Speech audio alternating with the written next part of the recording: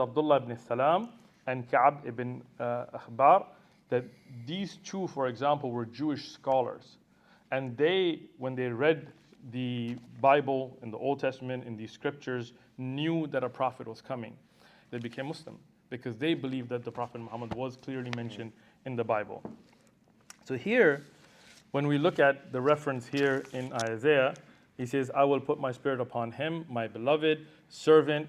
So who is being discussed? A lot of people might say this is a reference to Jesus coming in the future, or somebody might say to John the Baptist. But when we look at the references here, it says here that he will be a light to the Gentiles, right? And as you are well versed, you know that in Matthew 15:24, Jesus mentioned that he was sent to the lost sheep of Israel.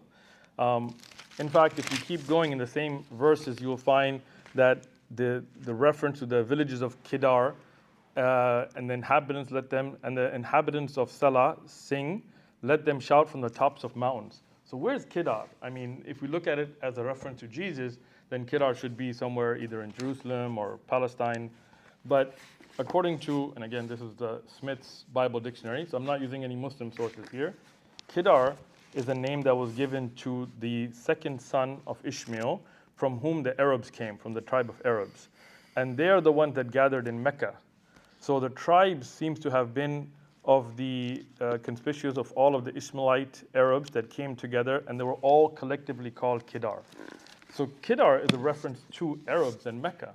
And Sal'a, which there's a lot of discussion on where it is, but I've actually been to a place where you can see it, and I brought a printout for you. You can Google map it if you like.